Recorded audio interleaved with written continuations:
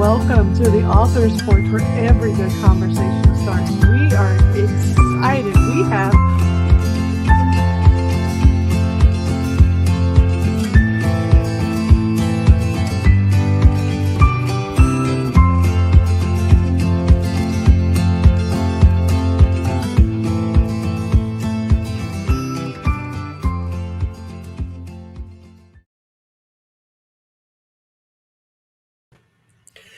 Hey everybody, welcome to the Author's Porch. How are you doing today, KK?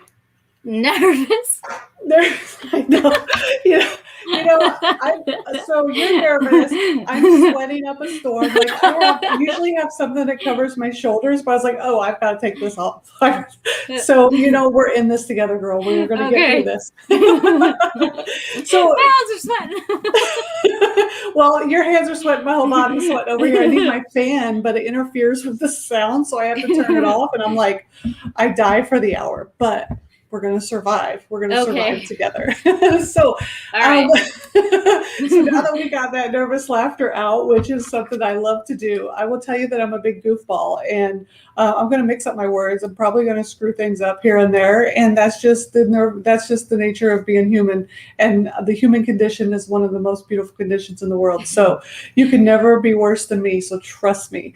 It's going to be a great evening. But guys, I want to introduce you to KK because I've had the pleasure of having her on my blog, and I read through her whole interview and got to know her a little bit more. And last night I was reading her book and I was like, should I really start reading this right before I go to bed? As I was looking at the cover and I decided to go ahead anyways. And let me tell you, I did not have nightmares. So do not feel bad. It's not scary. It isn't that it isn't scary. So I'm not going to say it's not scary. I'm going to say that I did not have nightmares. So maybe I didn't read far enough into it yet. But there was some parts where I was like, oh, that's interesting. Okay, I see where you're at there. So it's not that it's not scary. It's that to me, it's not scary, but I wrote it, so it's like, yeah. So I had the pleasure of getting to know KK through her blog interviews and seeing some of her Twitter posts and other social media stuff, but you guys haven't had the pleasure of getting to know her. So I'm going to give you a little bit of a background real quick before we go into having talks, because you guys know me and I love to talk. KK hails from Ireland, which I absolutely love. My best friend is Irish, from Cork. We went over and visited her, but that's for another conversation. But she lives in Washington and she writes occult fiction, paranormal fiction. And she just absolutely loves the writing process. And one of the things that I found very interesting in your blog interview was your process is kind of like my process. The characters basically tell you, hey, I've got this story and I want you to write it, and this is what's happening. So I saw that and I'm like, hey, I'm not crazy. She's like me. So it was extremely interesting. And I loved the cover. As soon as I saw the cover of your book, I'm glad. I don't know where you came up with the idea of that, but it's absolutely fabulous and beautiful. And I think everybody should just have that on their wall. Because I won't lie, it's a bit like if it catches you off guard, you're going to be like, what is that? But there's beauty in it as well, like that. Just stick it on your mirror in your bathroom. Yeah, no, I don't. We're not going to do that. So I love creativity and artistic things. So when I saw it, I saw the art in it. But I will tell you, if I walked into a dark room and then turned on the light and all of a sudden I saw it in the mirror, I'm never going to that bathroom again. Like ever. So we got Ray Martinez jumping in. Oh yeah, the guitars in the background. You have a super sweet background there. It's my husband's studio. He was like, go in and use my studio because it's soundproof. Yeah, definitely. So, KK, how are you feeling tonight? Other than nervous, how are you feeling? I'm good. I'm good. I'm getting ready for the book signing for SEKHET and Hellbound. So that's like July 11th. That's at 5. I don't even know. The 11th of July at 5 in Weeds Cafe, where I always write I have my table and my chair, and I sit in the same place every time. And I've written the 3 books for this series. There? In the same chair, yeah. That is so cool. Like, you know what? I bet they're like, you know what? Those books were written here. They're super stoked. Yeah. Well, the cafe and because part of it is set in Kashmir where I live, and the cafe is actually in it. So. Wow. So one of the things you said in your bio is that you grew up around these castles that were castle ruins. And one of the things that I loved when I went to Ireland and Scotland, because I was stationed in England for 3 years, and I was able to go to Ireland and Scotland and see the castle ruins like Dundee Castle, and we went to Blarney Castle, and I did not kiss the Blarney Stone, but I was given the gift of just on my own. You have it natural. Yeah. But the thing is they're beautiful and you can feel the history. But when you were growing up, you grew up playing in around that type of stuff. And you said a lot of your kind of background of your stories comes from that type of growing up in that atmosphere and stuff. Can you tell us more about that? Well, we all, when we were younger, myself and my older brother, my cousin Frankie, and all my brother's friends, I seemed to like hang out with all them. We used to go down to Selskar Abbey, which is locked up now. You're not allowed to get in there anymore unless you're going on a tour. But for the most part, we climbed over the wall. But we would go in there and we'd have so much fun in there, with our wood swords and all that stuff. Yeah, it was fun. Yeah. Yeah, I know so I've been to a few castles only because I was blessed to go to a lot of places in Europe through my military career. And I think that I had more fun in the castle ruins than I ever did in the full castles. Like when I went to I may be saying it wrong, and it was in Scotland, Dundee Castle. It's where William Wallace was. Oh, it's where he was executed? Either he was executed or he slayed the English, one or the other, but it's on cliffs. It's on this big cliff. But when I went there, I felt so much more of the atmosphere and I felt so much more of the history there than I do in the castles that are fully restored, because it feels like a lot of the stuff just is kind of... The history just feels a lot more raw when it hasn't been touched. So if you kind of leave it up to your imagination and what it was like, and I wonder what it was like and all that. So I get it. Yeah, it's nice. Yeah. So I think that might be some of where your imagination comes from, that rawness in your characters. Do you think? Well, I write Wexford and I write Ireland into all my books. It doesn't matter what genre it is. So because my first trilogy, my Daughter Varela trilogy, a lot of the fighting and the wars and everything, that was kind of looking back in kind of like 17th century Ireland and Scotland, and it's kind of because that's the time of history that I love so much. So even in my new books, Ireland is in them. Yeah, it looks like we have Ireland here with us tonight. I see her, Edel. Yeah. Hi, Edel. Nice that you're here supporting KK. We appreciate you. Yeah, when I went over there, we went over for a month, and we absolutely enjoyed it. So, where did you get the thoughts to write this book, other than the characters telling you to write this series? Because I know they can be very powerful. I've had my characters basically, I wanted to go one way and they pushed me another way. But where was the kind of like that thought process? Where did that start from? I like this kind of book. I like witches and werewolves and all that kind of stuff. So truthfully, I don't know how it started. But when I'm writing a book, I always write the last paragraph first. I know exactly how a book is going to end before I start it. I know what character is going to end it. I know the last line, everything ends it. And then I start writing up until I get to that point, and then I stop.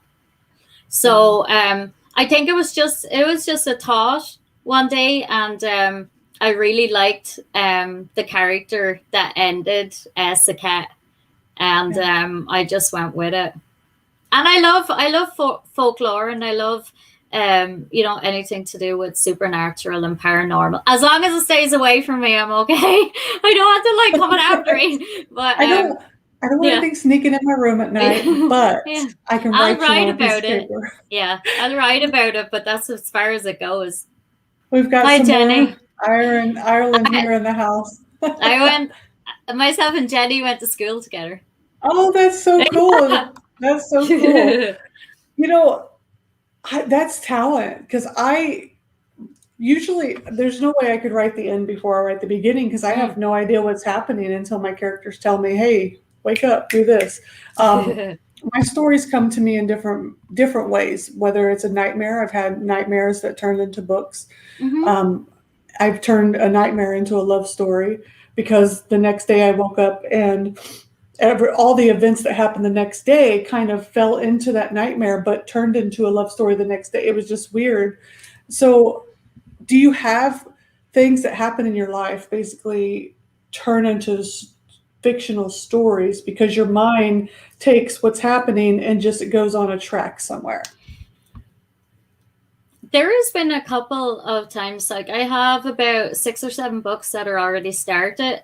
I start them because there is 1 or 2 that would be personal, and then I think about it and I stop writing them, because I decide that that story's mine and that's for me only. But in all of my books, all of my characters for the most part are friends and family. That's cool. That's very because cool. I love to see their reactions of what happens to their characters, and for the most part it's never good. It really isn't. It's never good. It's never good. They always, yeah. So it's like it's like, what is KK gonna do to me now? Like, what's this? Oh, I want to know how this or how this happens to me in this story. So that's pretty cool. Yeah. So we have Corky Hosking. Yes, Miss Corky is one of my bosses in work. Oh, that's pretty cool. Yeah, and she's actually a character in Hellbound or Eternity. I can't remember. Yeah. Oh, I heard this saying: "Be careful. Be careful if you're friends with an author, because if you ever do something wrong, good and different, you're going to end up in their book." And KK is telling you guys this is the true meaning, because everybody that she knows ends up in her books, and she writes paranormal and occult, so that somebody's dying, somebody's getting. Yeah. You're not making it out alive. I'm just. I love that. You're not making it out alive in her books. And if you do, it's for a purpose. I need you for another part somewhere else, but that's it. Yeah. So you're traditionally published, correct? Yes. I'm published with Wild Wolf Publishing out of London in the UK. Okay. And did you go through this long querying process? I'm self-published indie author, and a lot of people, you hear all of the forums and they talk about this process and the years and the years and the years. Did you find it as hard for you, or was it kind of medium? You went through the process, you found a publisher? Well, at the very beginning, I did self-publishing. And the control that you have yourself is great, but I absolutely, hand on my heart, I absolutely prefer traditional. I feel like the stress kind of lifts a little bit. But when I found my agent, Jan Cardies, and my editor, who's amazing, Barbara Ellis Unico, sorry, they made life a lot easier. But when the submissions and everything started going in, I think we went for SEKHET. I think that we went for nearly, maybe like a year and a half, like pushing and pushing and pushing. And it seemed, it almost seemed like the tongue in cheek and the way I write didn't bode well with American publishers. Either, they didn't feel it, or they just didn't get it, or maybe it was just, it's the way I write. I don't know. And that's why when I got picked up with Wild Wolf out of the UK, we're like, it's probably because they get my personality. I don't know. So it kind of made sense, and so yeah, it's a long time. It's a long haul, but it's definitely worth it. I did get asked if I would go back and just like put them out myself and do all that, but I was really I always wanted to just have traditional publishing. So I felt, and I worked for years towards it. I worked and worked and worked, and I pushed for it, and I love it. Yeah. So I don't think I would never go back.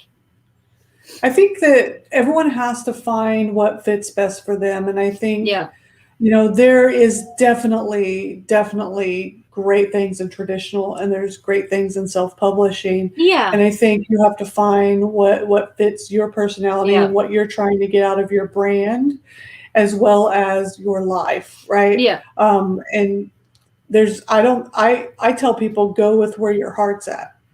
Go with what's pulling you. So congratulations, because thank you. That process, I will tell you, when I first started writing books, that I was like, there's no way I would even try it. I mean, the only way I'm even writing books is because I could just upload it and there's no review process. So in the beginning, for me, it was that freedom to be able to do what I wanted. Yeah. Now that I'm going forward, obviously, I want to get better, and I want to write more and all this other stuff. But in the beginning, I think it was more out of fear that I would never do it than anything. And honestly, there are a lot of people out there that out of fear, they'll self-publish versus seek traditional. And some people, go ahead. No, go ahead. I was just about to, and then I was like, don't interrupt. Go ahead. You're fine. I think some people, out of fear, don't want to do self-publishing, and they only want traditional because of all the work that goes into it as well. Because it is definitely tiring. You're going to hear my dogs. I apologize. That's all right. I have 3 in here, and I was like, please keep them quiet. Yeah. Yeah, I've got 6, but only 3 currently in the house right now. So I feel you on that one. We have one who basically he runs the house, and he's the smallest, but that's how it goes. So Royal's talking about royalties. Ray is a podcaster here in the RGV, Rio Grande Valley of Texas.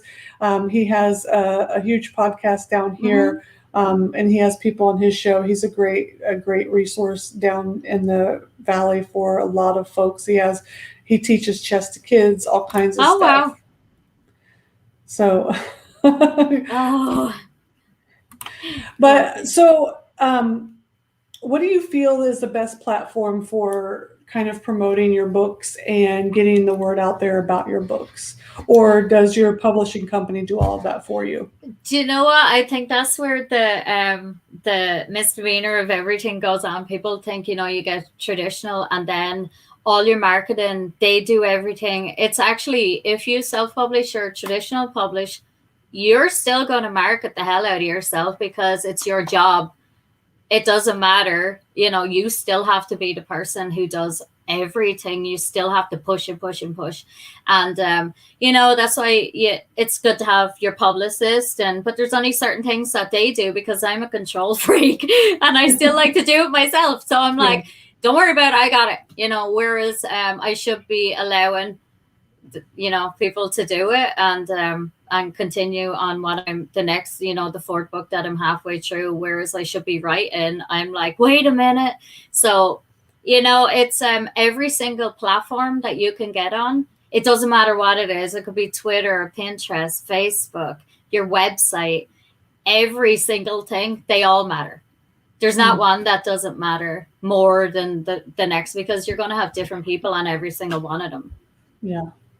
Yeah. So, I couldn't agree with you more. A lot of people pick certain ones, and I think that you have to find what you're comfortable with. And you have to work with that.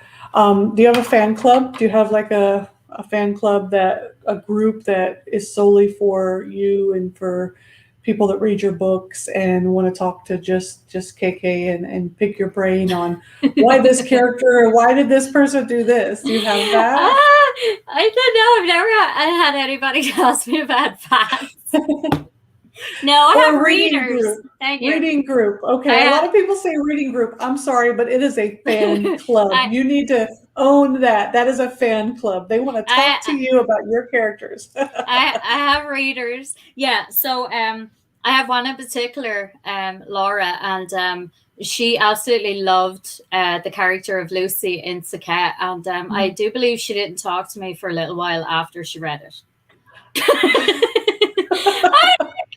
on! But yeah, so we were going back and forth on Facebook the other day, and I was like, look, keep reading into Hellbound, you might get surprised. She was like, if I get my heart broken again, that's it, we're done. It's kind of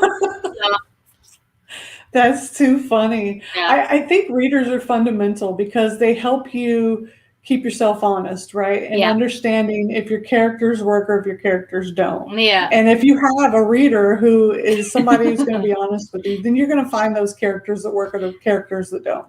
Yeah. Or else I'll just leave the character as it is. And I'm like, I'm sorry. So. Yeah. And you say you're currently on the 4th book? Yeah. Eternity is coming out in September. And then I'm doing a character offset that I'm halfway finished. Mm-hmm. Yeah. So how many books are all going to be in the series?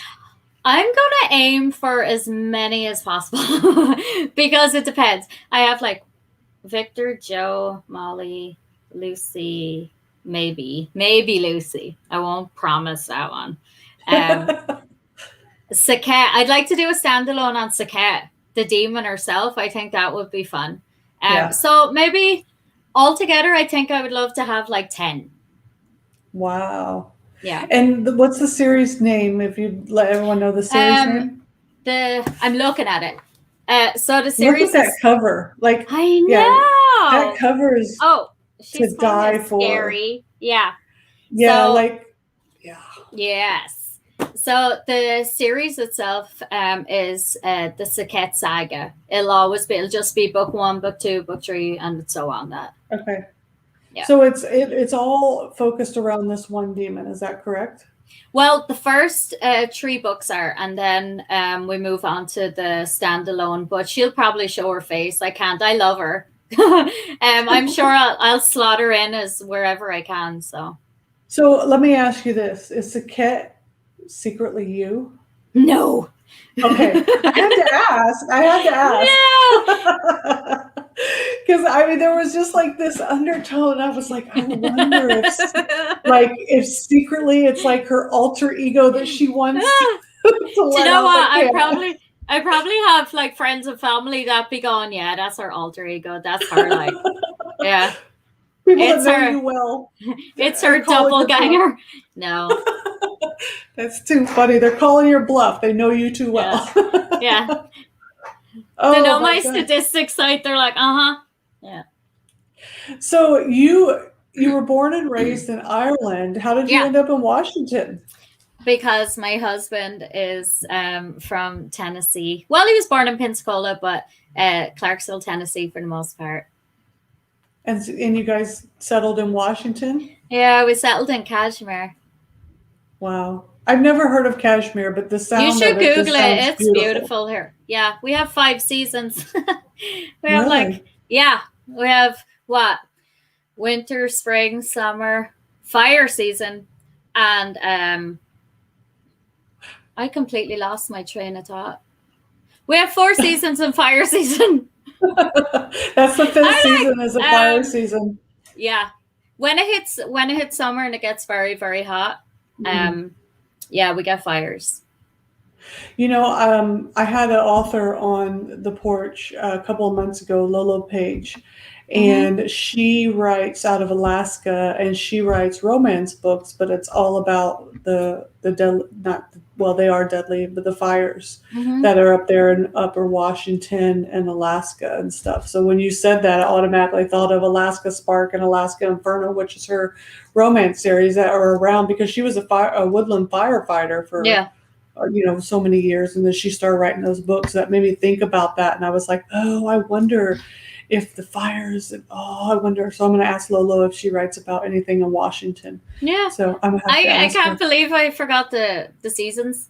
I'm still thinking about it. I'm like, oh, I forget words. I forget like words. I couldn't think of the word sleeping bag. So when I was talking to somebody earlier, I says, yeah, if they could have a little a baggie outside to sleep in, and that's all I could think of. I was like, and then now I'm thinking sleeping bag. Like, who can't think of a sleeping bag? I mean, it's sleeping and it's a bag, and I said baggie outside. Okay, whatever. So you just have to go with it. So, so when you write, do you plot or do you just pants? Do you just write what you're being told? I physically write. Okay. So if I have a thought, I'll set up everything, of course. Like, even if I don't need my laptop, I'll bring it. But I'll write everything down. And for the most part, if I get like a A4 size page of the gist of it, I'll get about 5 or 6 pages out of it. And then when it hits a spot, then I'll go back and then I'll go back over the page that I wrote and then start slotting in things that I didn't think of. So one page can give me maybe half a chapter. So I kind of, I do it and then I just let it go. Yeah. So you physically handwrite your books first before you type them. There's no way I could do that. You're a champion in my book. Like, my hands are hurting just thinking about it. I can't even write a note anymore. I'm such a sissy. Yeah. I like to do it that way. Yeah. Yeah.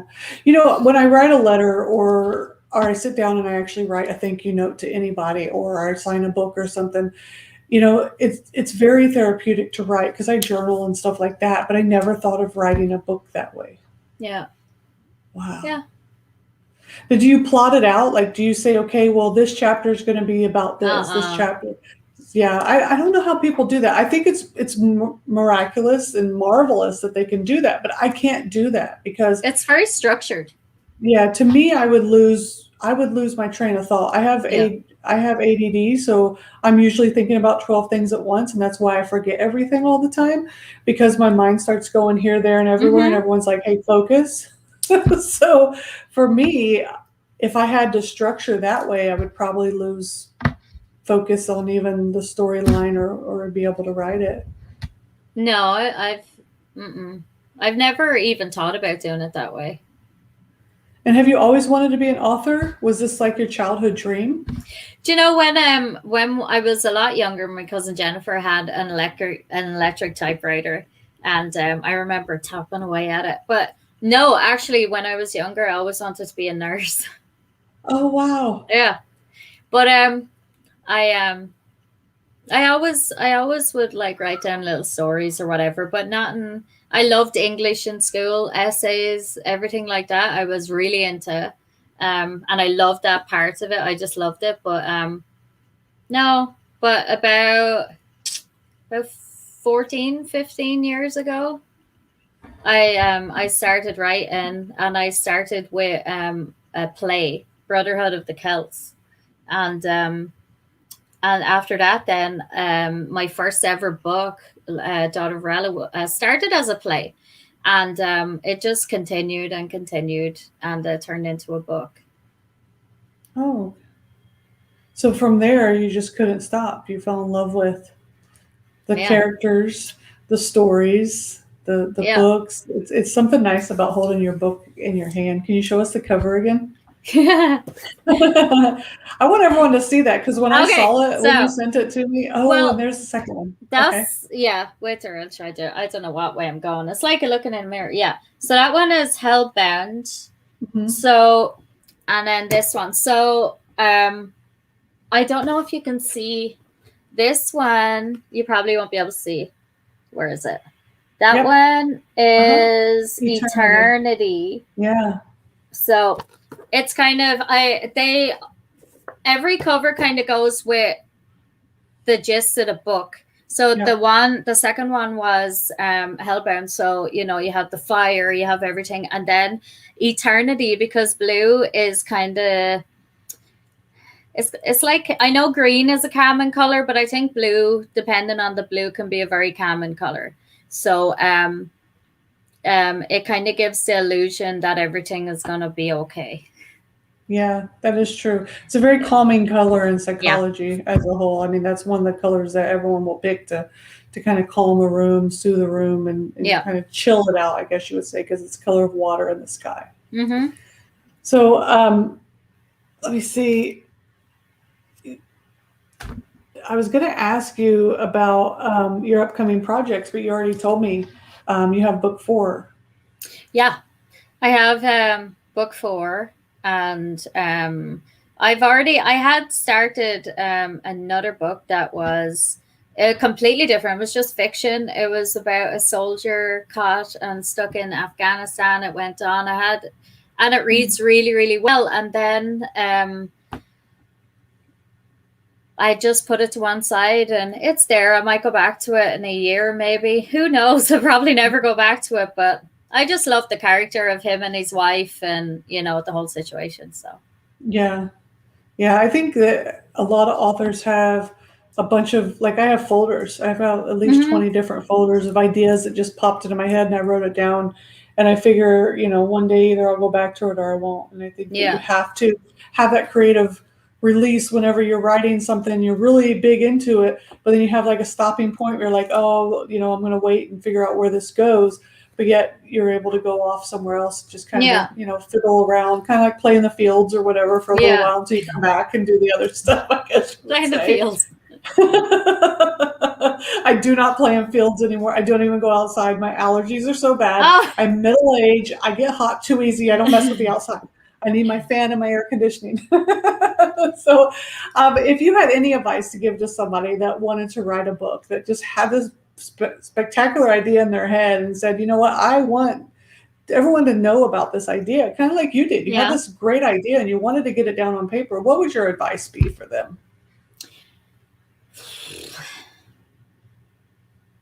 Truthfully, very, very simple. It's like always carry a notepad with you. I always carry 3 different notepads, and each notepad has a different pen. I don't know why they do, but they do. And you just always write and never throw anything away. Like never delete anything, never scrumple it up and throw it away or whatever. And never get deterred if you ask somebody, like a friend or whatever, or somebody who you might know in passing, to read it and for them to tell you that it's crap. So don't take that to heart, because that doesn't mean anything. It means that basically you just have to keep on writing, and it doesn't really matter, because one person might hate it and 10 people might love it. So if you decide to do it, just go ahead and do it. They say everybody has a story in them. It's whether or not you want to bring it out of yourself and just go with it. Yeah. I love the famous saying that one person's junk is another person's treasure. So Yeah. You may not reach one person, but another person, maybe you're a rabid fan, like may love everything that you do for the rest of your entire life, or another person reads it and thinks it's absolutely junk. And I think that you're going to find your fan base as long as you just keep doing what's authentically in yourself. And I love that you said that. And I love that I always go back to, and I always think about Stephen King said it. He's like, you can't please everyone. And that's what I think about. I'm like, oh, well, yeah. Yeah. And it's too tiring to try to. Like, there's too many people out there. Like, my head hurts thinking about it. Well, you have to take criticism with the positive. That's another thing as well. A lot of people, don't like the criticism that comes with it. But, you get criticism and you grow from a bad review, or you grow from a criticism. If you take it to heart, you're in the wrong profession. Yeah. Oh, gee, yeah. They say that you haven't arrived until you've got your 1-star review yet. Yeah. When you get your first 1-star, you are a famous writer. So, I'm waiting for my 1-star. When I get my 1-star, I'm going to have all kinds of Corvettes or something. Damn all these 5 stars. Where's my 1-star? And then somebody's going to give me a 1-star, and my thing will go down. I know. You're like, no, don't do that. Just joking. I'm only joking. JK. I don't want it. JK. Yeah. No. So where can people reach you if they want to come and read your books? Just chat with you as the author, be a reader possibly, and just hang out. Well, I a mailing list, and I have, you can get that on my website, and you can find me anywhere online, which is a scary thought, but you actually can. And it's they're on Amazon, they're on the Book Depository. You just have to dig in the atmosphere of the internet as it is, and you'll find them. Yeah, we have all of your links here in the show notes as well. So if anybody wants to go and get the book just based off the cover alone, it's totally worth it. But I will tell you that I started reading it last night. I did not have nightmares, but there's potential for nightmares.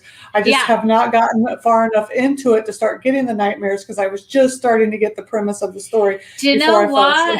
They at the beginning, I had talked to my editor Barbara, and we had said, you know what, maybe we'll try young adult. It's the kind of genre that they like, and it turns out I can't write for young adult because I go too dark. You scared the bejesus out of them, KK. The cover alone will give them nightmares. Let's leave it to the adults. I'm like, come on, they know they can do it. No. So no. And Barbara was like, you can't do that. I'm like, it's one time. She's like, no. So that's too funny. Yeah. Well, one of the most remarkable things in the author's career is the people that stand beside them, that lift them up and take them and excel their journey. So who was that for you that has always been there from day one when you had the idea that said, you know what, I'm going to be here for you no matter what. I'm going to be your fan. I'm going to be your cheerleader. The people that have been in your corner since the moment you wanted to write that book. My mommy and daddy for sure. Yeah. I think they're my biggest fans for definite. That's awesome. Yeah. I dedicated the first book I ever did, Dawn of Varela, to my mom. And since then, Hellbound is dedicated to my dad and my two brothers, but they're characters in it. I was going to say, did you kill your dad or your two brothers in that book? I just thought about that. I was like, oh my goodness, you just killed off your dad and No, I didn't. Okay. No. That's good. And are they back in Ireland? Yeah, all of my family are back in Ireland. Okay. Yeah. Awesome. So before we head out for the night, I've had a great time. I could just sit and talk forever, but do you have any last words that you want to part on your fans, anybody watching, another person who's just sitting there going, I want to be where she's at? Just keep going. Don't be, I am good at this because I feel like we're just sitting opposite each other. But, even at my own book signings and launches, I don't read. I get somebody in the crowd to read. I'm like, here, read. Because myself, I don't read well out loud. I know I don't. And when I get nervous, I get anxious and my anxiety rises and it's worse. So honestly, it's just, you'll have your own little ways of doing stuff. And when you figure it out, just go with it, and don't get bet down by like bad comments or anything, and just continue on with it. If you want to be a writer, you're going to be a writer. And if you want to do it as a hobby, so be it. If you want to do it as a career, excellent. But, maybe you just want to write it and just, keep it for yourself. Do something if you want to do it, but don't not do it. Yeah. I love that you said, if you want to be a writer, you're going to be a writer. Like it's literally that simple. If you want to do something, do it. Nobody's going to hold you back other than you. And for the most part, the writing community, especially on Twitter, the writing community on Twitter are fantastic. They're very supportive, and they're, no matter what, I've never read or like received any like not a nice comment back, or somebody is always pushing another writer, especially when they're bringing, like I brought out my thing about Eternity coming out in September, and people shared it and shared it and shared it, and they don't know you, but they want to see you do well, just like you want to see others do well, because it's a lot of work. It's a lot of work, and it's hard. And if you can't be positive and supportive of another writer, I don't know what kind of writer you want to be. You have to support your writing community, because you're not going to succeed if you're going to be a negative kind of person who's going to, have this mean side to you, a jealous side. Don't be jealous. That's what I'm trying to say. Don't be a jealous writer of a writer doing better than you. It'll get you nowhere, so. Yeah, because authors are our own culture. We're our own culture and this own community, and we take care of each other for the most part. And there are some negative Nancy's, downers and stuff, but those ones kind of eliminate themselves, and eventually people just don't deal with them, and they find themselves just no one replies. But very supportive. The Twitter community I have found has been amazing. I've absolutely loved being a part of the Twitter community. I found a lot of so Jenny wants to know what's meant for you won't pass you by, or she wants to let us know. Thank you, Jenny. Sorry about that. I get all confused. But even Facebook, honestly, all of my friends, family, everybody on Facebook, no matter what I put up, the people who have followed me from day one, who have all of my books, no matter what they are, and even if they don't have it, they're so supportive as well. And it's a nice feeling, and it feels like you put so much time and your life into it. It's nice to get something back, and it's nice I love people's reactions. That's the best bit. Hearing people talk about your work is amazing. I like people being sad about characters I kill too. I think you like killing characters a little bit. I killed a character in Lord of Xantar, the second one in the Daughter of Varela trilogy, and as I was writing it, I was crying. Really? Because I loved him, and I didn't want to kill him off, but I had to for the story, and I didn't write for like 3 days. I didn't open my laptop. Oh, you were in a mourning period. Oh. I was disgusted. But that's so funny. It worked really well, and the rest of the characters were able to move on, and it worked. So, but still, I still miss him. Bless. That's cool. That's relating to your characters, and I think when you can relate to your characters, you write probably your best stories when you're relating to the characters. I've read some books where I could tell that the author wasn't relating to the character, and they're very one-sided.